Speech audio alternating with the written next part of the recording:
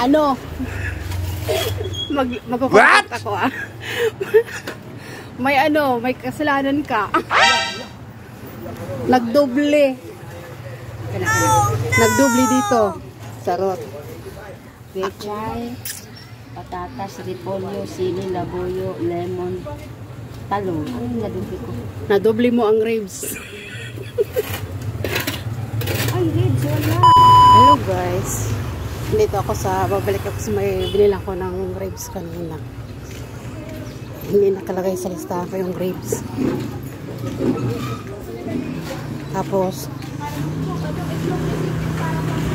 binigay niya sa akin yung ribs na walang bayad. Wait lang. Ano? Magkukontent ako ah. May kasalanan ka. Nagdoble. Nagdoble dito. Sarot. Pechay, patatas, repolyo, sili, labuyo, lemon, talong. Ano yung nadoble ko? Nadoble mo ang ribs. Ay, ribs, wala. Ha? O yan, bayaran daw ni Amo kay wala daw sa listahan. 184 yun. 184 yun. Oh. Kaya ako nagtataka. Kasi alam mo sa totoo lang, hindi naglista ako. 266. Naisip ko, mayroon pa siyang ginawa. Diba, inano ko. Kaya nga. Binilang ko pa. Kaya naiwan yung ano eh. Kaya nga eh. Ako pa naman pinaglalaban ko kasi alam kong biniyaran ko eh. Hindi ko alam na bayad kayo o kwenta ko. Kasi nung naglilista ako nito, nagano ako, naglagay, wala. Wala. Kaya sabi ko, parang mayroon akong pinagkat. Pero bakit ganun lang? Pero palang malaki na, di ba? Ako pa naman, hindi ako nag-check ng ito. Basta nakita ko lang yung total. Maraming salamat. 184. 180 na lang. Salamat. Ayan, binayaran na ni Ma'am. Nagpa-vlog tayo eh. Ayan, ito. Nakakatuwa. Tsaka nakakapaka-bless kasi mabait yung amo ko. Kung wala akong matuloy sa abroad, yun talaga ako sa kanya titira. Kasi mabait naman si Mama. Tsaka alam kasi yung pinagpaguran. Alam niyo yung taong nakapaka.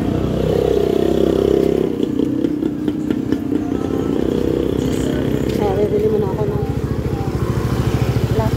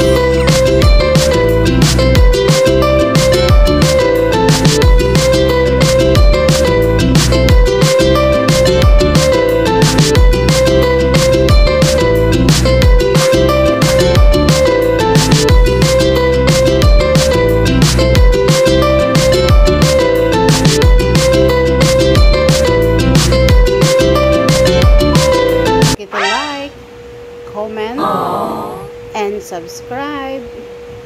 Thank you for watching.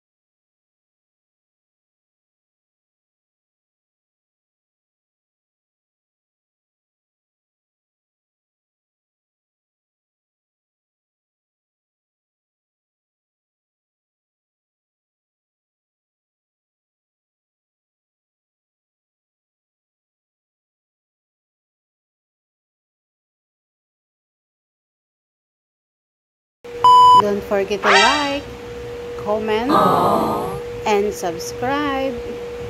Thank you for watching.